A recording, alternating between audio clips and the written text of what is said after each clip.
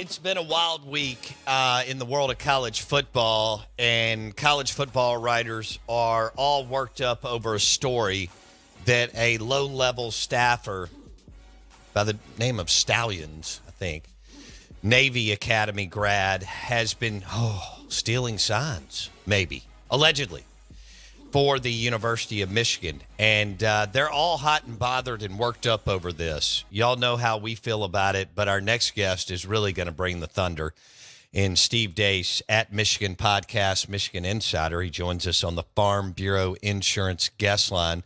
We are the Out of Bounds Show, and your SEC Insider hit this morning is brought to you by Boar's Head. Premium meats, cheeses, and hummus. Boar's Head. Game day sliders, pizza, all the goods. Oh, charcuterie board tomorrow as you're watching all the games, powered by Boar's Head. Compromise elsewhere.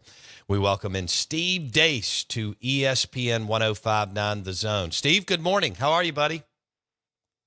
Oh, just up here covering the absolute dumbest, stupidest, fakest, contrived scandal in the history of college sports. I would imagine down there y'all are laughing at this and you're thinking, listen, man, where we live, the only violations are when you get outbid. This is true. Stupid. Okay. All right, so let's walk our listeners through. You jumped on this early. You're a huge Michigan fan. You follow the program. You follow the Big Ten. Why do you think that the national media is so gung-ho in driving this story on Michigan allegedly stealing signs under Harbaugh? I think, well, here's two things about that. Number one, I mean, Jimmy is good for business and always has been. Absolutely. And he has actually kept a very low profile since the debacle of 2020, when he should have been fired, and frankly wasn't, because he was a favored son. And he took a page out of Brian Kelly's playbook after they went 4-8 in 2016. And Kelly fired the entire staff, reinvented the whole program, actually opened up his office to players to make himself available. Jimmy did all of that stuff, and it flipped and turned the entire program around, to his credit. And I think a lot of people, Bo, expected him to kind of come back to the brash Jimmy that you saw before, taking his shirt off, diving in pools, satellite camps down in your way, Twitter troll. He didn't do any of that. All right. He just did, he put Bo Schembechler's old sign up in his office, just coach the damn team. Okay. And he went back to that. And so there is a business aspect to this. I mean, you have maybe the biggest name in college sports, certainly in that tier with Alabama, Ohio State, and Notre Dame. And then you can rank those teams out thusly, however you would like. But those are your biggest brands. And you combine that with his persona, and this is good for business. It is fascinating to see as well. I don't know if you followed this trend. If you go and look, you're going to see that, like, Ohio State writers have known about this and what was coming for weeks. In fact, this week they've actually been on Twitter saying, calling news stories that are going to hit national media hours before they do, and telling you when they're going to come out. Now I have no idea how Scarlet and Gray 69 me on Twitter, okay, or the seventh staff writer at Bucknuts knows that Pete Thamel is about to write a story about something that is not actually an NCAA violation. First of all, okay, these people know stuff before people like Bruce Feldman do. Okay, so that's a little suspicious to me. But you also live in a state where, where Mississippi State attorneys go through the phone records of Ole Miss coaches to see what they were doing at night. All right, so we're not used to this kind of skullduggery up here. We're just not. It's not how we live. It's not what we do. But a lot of people aren't used to Michigan caving their faces in and are having a hard time with it. I can summarize this entire scandal in this one line in one of the stories in The Athletic that launched it. An unnamed Ohio State coaching source said they were aware of Michigan's sign stealing system. So before last year's game, they switched all their signals. Bo, They lost worse to us last year than they did the year we knew their signals, Bo. Okay? This is the dumbest, stupidest, fakest scandal I've ever seen. I agree. But it went from funny to sinister. When we're talking about, quote, outside law firms, unquote, acquiring things that are on private drives that would have required consent or subpoenas to get a hold of, and then they hand that data over to the NCAA, and then someone at the NCAA starts leaking that to the media. Well, we're getting into crimes, Bo, okay? As legally obtaining personal data, then you're disseminating that. That's a crime similar to unknowingly even buying stolen goods and merchandise. So it's very clear that there is a level of obsession with with smearing the Michigan program, and the way it was timed right during the bye week when they can't silence people with their play, and right before the college football playoff rankings come out. So there's this lull of content to discuss during the week. So, I work in politics full time. I know a psyop when I see it. Hell, I've been a part of a few. It looks exactly like this. Wow. Steve Deace at Michigan Podcast on the Out of Bounds Show and the Farm Bureau Insurance Guest Line. So do you believe that Ohio State people drove this to, they're, like you said, they're one of the national brands along with Michigan and a few others. Yep. Do you believe that they drove this story to the national college football writers? No question about it. No doubt. And because they're freaked out now that Harbaugh beat them back to back, and he's having another damn good year in the games. This is the best team that he's actually had. 21 was kind of your plucky team. Had a couple of stars at the top, and Aiden Hutchinson, obviously, that kind of carried the team. But then you saw when they got in against Georgia, I know they had one loss in the Big Ten, and obviously that's a generational Georgia team. But if you're Michigan in the college football playoff, it is quite arguable that maybe the only player on our team that year that would have certainly started for Georgia was actually Aiden Hutchinson. Maybe one or two others, but it really, the gap was tremendous. I think the last time, we haven't talked in a while. I kept telling you and other people, heading into last season that team's going to actually be better. That the plan for Jimmy at Michigan was to just try to go like 8-4 or 9-3 in 2021 to win enough games to hold people like me off, because the 2022 team would be loaded. All right. And JJ would be ready to take over at quarterback. Well, that turned out to be prophetic. You saw that team was far more impressive and far more dominant last year. Well, this year, now we're kind of in that Mac Brown sweet spot at Texas, where it took him a while to get things going, or Dabo at Clemson. And then we're now the years and years of stability and recruiting and development and culture forming has now hit the sweet spot of, we've got a first-round draft pick now at quarterback, and maybe the best quarterback in school history, like a Deshaun Watson, for example. I'm not saying J.J. McCarthy's that good, but he could very well be the best quarterback Michigan has ever had. Sure. And so now we're in that nexus, in that sweet spot, and it just so happens to seem, Ohio State's quarterback Kyle McCord, who, by the way, Ryan Day. Imagine you're Ryan Day. You have gotten your face caved in 2 years in a row. You're so testy at this point that you're picking fights with octogenarian elves in post-game interviews. All right. And you and JJ McCarthy wanted to go to your school, grew up a Buckeye fan. You thought he wasn't good enough, so you took Kyle McCord instead. And then JJ turned right around out of spite and committed to Michigan just to stick it to you. All right. And now you're looking at, he's number one in the nation in QBR. He's the number one rated quarterback by any statistical measurement, any analytic you want to look at. And Kyle McCord is good, but by Ohio State standards, he's a jag, just a guy. All right. He'd be good anywhere else, but considering what Ohio State has been used to in recent memory, he's more Todd Bauman than he is Troy Smith. And you're looking at Michigan and what they're doing to teams. There has not been a team in the history of the AP poll era.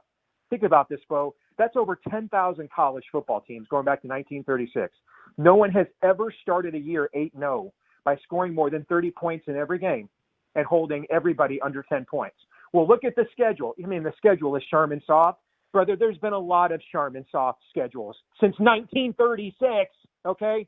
And no one has ever displayed this kind of dominance. And if you're Ryan Day and you go up there and you lose the third year in a row, what happens to you? Yeah, not to mention this guy's got a history of accusing people of stealing signs. I mean, he did this to Clemson and Dabo a couple of years ago. And it makes sense. It's why their media has pushed this story and known about it. And before it got into the national media, it's how they have known what the national media was even going to write. It's the only thing that makes sense. And here's the other thing. This is something at least 70% of schools do. There's a hilarious photo Barrett Sallee at CBS Sports, who's from the SEC, put out this morning. It's like a SeatGeek photo of where Connor Stalions, the seats that he bought to scout Tennessee last year in case they made the playoff, which, by the way, it is not you can scout any team for sure any way you want. Sure. It's not on your future schedule. Sure. Okay. So Tennessee wasn't on our schedule. Frankly, it's pretty ingenious to go and do this for potential playoff teams. Well, this seat, Bo, it's hilarious if you go into Barrett Sallee's Twitter account. It's basically obstructed view, right? And all you can see is one side of the end zone from about the 15-yard line in, and you cannot look and see the rest of the field. All right, this was not some like sinister plan. Do you know, according to Big Ten rules, the coach's film that you have to supply every other school, it must be HD from multiple angles and, quote, including the sidelines. Okay. I saw you post that earlier in the week. I loved it. I mean, so Steve, why would they do it if there's no advantage? Well, imagine you're a 30-year-old Naval Academy grad. Your family and you have been obsessed with Michigan football your entire life. When you were a boy, they took you to every game, home and away. And because you're around the program, again, we don't understand this kind of culture up here, but you guys do. People that this is their life. They love the team, the program. It's ingrained where you live. And you just hang around long enough, they make you a gopher. Then they make you an intern. All right. You're a naval intelligence, and they're like, people are stealing our signs, and they were. And Jimmy's like, we got to stop that, and we got to get better at stealing other people's signs. So, hey, maybe this guy from military that has some naval intelligence background, maybe he's the guy that, maybe he knows what he's doing. So let's give him that job. That almost every coaching staff in America has somebody who has that job. All right. And so he gets that job, and he's like, well, this is the same guy that, years ago wrote a 600-page manifesto about or 600-word manifesto. He's going to be the Michigan football coach one day. All right. And so he's like, this is my chance to prove myself, man. And I'm going to take this skullduggery to another level. Okay. Thinks he's found a couple of loopholes in the NCAA rules. Rules, by the way, the NCAA almost got rid of in 2021, but then they figured it was pointless because with all this material on the internet anyway, there's not much of a competitive advantage. Exactly. And so that is this. And Ohio State thinks they're deep throat. This is dumb, stupid. And I suspect on November 25th, a lot of people that are crowing about this on Twitter right now are going to really regret what they did. Because if there was any thought, boy, Michigan will get complacent with that schedule and coming off the bye, and then all of a sudden they got to ratchet up the competition and overlook all these teams. Oh, Bo, the amount of anger inside that program over this right now, okay? Hearing Reese Davis call them cheaters on game day with no evidence whatsoever. By the way, we're still sitting here. Hold on. Reese is an Alabama grad. Come on. Yeah, I know. There's not a single NCAA notice of allegations have been sent to the university, not even Burgergate. We've not been accused of anything. Nothing. Nothing has been formally accused of the school or the program yet at all. Nothing. This is all a psyop. All right, we're visiting with Steve Deace at Michigan Podcast. He joins us on the Farm Bureau Insurance guest line. Your morning drive is driven by your next Ford F-150 at Mack Hike Ford, I-55 North in Jackson. So, Steve, you can follow at Michigan Podcast on Twitter.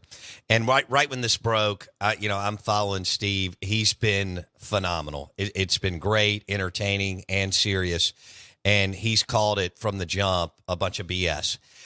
Here's where I can't believe. Look, some of the national college football writers, I don't really have anything for, okay? But some of them, I'm like, damn, these people are talented, Yeah. Some of them have fallen for it. That surprises me, Steve Deace. See, I'm not surprised, though. And if you work in sports full time, as I used to do years ago, I can see why you would be surprised. I put out a tweet yesterday, and I said, I understand, given the political bent of this university, which is very left-wing, that you are used to these corporate media outlets being your reliable sources of information, if not your allies. Disabuse yourself of this notion, okay? You're at war with them now.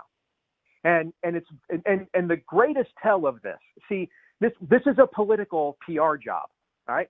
This is what I do every day. We call it podcasting on the right, but it's basically debunking media psyops and narratives for a living. That's essentially what we do, okay? And so the biggest tell of them all that's what this was is a venerated corporate media institution like the Washington Post, which doesn't even cover sports anymore, has given up on it. That it essentially eliminated much of its sports department in the current era of budget cutbacks, so it could do more stories like Israel bombed a hospital in Hamas for you instead. Okay, so out of nowhere, of all places, the Washington Post comes off the top rope with that story about the guy's drive, and they dunk on the Athletic and all these other places that do this full time and have far better sources. Why would that occur? Because this is a psyop. All right. The goal for this week during the bye, and here's another hint.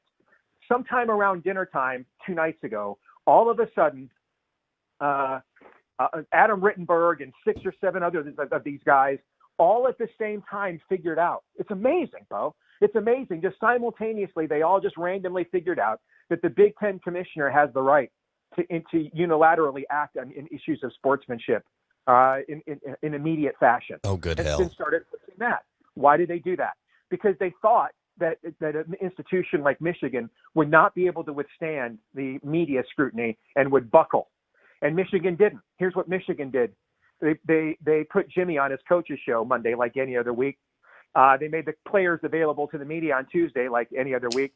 They let I loved this yesterday. They let the coaches leave yesterday. You saw these AP reports. The NCAA has sat down with the Michigan coach. No, none of them were there. They were out recruiting. And you saw the Pete Thamel story. The NCAA is there showing this is a priority issue. Michigan actually let the coaches, including Harbaugh, all leave campus. They didn't talk to a single coach there yesterday. Love it. All right. And so Michigan is just acting like, this is a nothing burger. And so it's clear Michigan's going to be and they should. And so the pressure point now is the Big Ten, where you have kind of a new beta, commissioner there who didn't play any sports and comes from the TV world. The problem with that strategy is Tony Petitti is not the commissioner of the Big Ten Conference anymore. The president of Fox Sports is, okay? And if you think Fox Sports is going to say, you bet, guys, Michigan, Indiana was like the 3rd highest watched game of that week, and it was 52-7. You bet. You guys go ahead and take our meal ticket and set them aside over something almost every other damn program does. They just exploited it to the extreme. You bet we're going to let you do that. Hell no that we're not going to let you do that. I'm glad that the Michigan leadership hasn't buckled, because you and I have talked about this with other stories. You don't ever know which way academia is going to go. Like when we brought you on during COVID, and I thought your leadership in the Big Ten, it was just awful the direction they went. And at that time, the Big Ten commissioner, who was tried to stop the college football season from happening in 2020. Right. Yeah. And the ringleader of that, by the way, was our former president, Mark Emmert. Yeah. That's right. Yeah. Okay.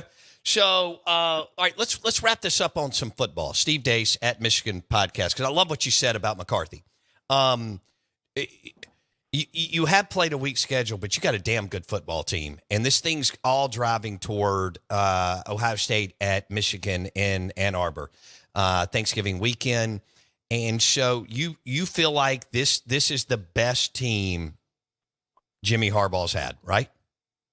I do. I think it might be, and I became a fan at 10 years old. We moved to Michigan. And, over the years, with my obsession, I've probably gone on YouTube or purchased on DVD virtually every game Michigan has ever played on TV and ever, So I've either lived through or seen it all. This level of dominance on every side of the ball I have never seen. Okay. I mean, we don't have like a 1997, 1985 level of defense. This isn't a 2003 offense with the Doak Walker winner at running back and, Right. a guy in Braylon Edwards at wide receiver. But in terms of the overall level of dominance everywhere, I've never seen a Michigan team that it's more machine than man. It's the Terminator. Yeah. And J.J. McCarthy grew up an Ohio State fan? Yes. And they turned him down and went with Kyle McCord instead. Yeah. It gets better and better. All right, Steve Deace, we appreciate your time today at Michigan Podcast on Twitter. Plus, he's on YouTube. He's been raising hell the last week, and he's been great debunking this psyop, as he calls it. And the pearl clutching has been pretty epic from the National College Football Writers. Hope you have a great weekend. Let's do this again soon, okay? You got it, brother. Thank you. Take care. Steve Deace at Michigan Podcast on the Farm Bureau Insurance guest line. J.J. McCarthy grew up an Ohio State fan. Never knew that. I didn't know. I should have known that. Yeah. I usually know a lot of cool stuff, but I did not know that, and I'm mad at myself for that. He's from LaGrange Park, Illinois. We all know the last name and everything, but okay. So the Michigan leadership, because you don't ever know which way academia is going to go, right? Yeah. Yeah. And they usually go the wrong way. That's for sure. But they have said, no, this is all a bunch of BS and smoke and mirrors. And I love what Steve Deace said. The commissioner of the Big Ten is the president of Fox, right? Yeah, that's so And true. Michigan draws big-time eyeballs, and they're good. And when they're good, they went through that lull. You may not remember because you may have been younger, but Michigan went through a pretty good lull where they were down as a program. I mean, they hired Brady Hoke. And plus Lloyd Carr was it was kind of a Caesar type moment in that kind of Philip Fulmer, Tennessee, but Lloyd Carr was going to stab whoever came into the building's back. Gotcha. In the back, okay? Yeah. And you see that from time to time when you allow a very successful coach to hang around the building, right? Especially in collegiate. Like the NFL would never do that. You know what I'm saying? Yeah. I mean, the NFL would never let Tom Landry stab Jimmy Johnson in the back. Yes, okay? I see what you mean. And they wouldn't let Bill Cowher go after Mike Tomlin. I'm trying to frame up guys that both guys have had success because the NFL is, big boy business. We still get very collegiate in collegiate athletics. But Michigan's just basically put the bird up and said, like Eli did on Monday Night Football. Yeah. And said, we don't give a damn. And can you believe that Ohio State has driven this to the national? I mean, I guess I can believe it because we're in college. I mean, we know about a rivalry here, right? I mean, Ole Miss and Mississippi State are at each other's throats, and Auburn and Bama are at each other's throats. Not every day, not every month, every minute. Yes. Every second, every minute, every hour, right? Waiting for him to slip up. Even in the deal of the SEC, I mean, like Georgia and LSU aren't in-state rivals, but they're getting after it somewhere over a recruit. Of course. Right now as we speak, wherever, in Dallas or Atlanta or Miami. And I love how he says, this is basically like a gnat on an elephant's blank down in the SEC, right? Because we're all going, what's the deal? I mean, you've got U9 travel baseball coaches and softball coaches this morning trying to steal signs for this weekend. What are we doing? The Out of Bounds Show is driven by your next Ford F-150 at Mack Hike Ford, I-55 North in Jackson.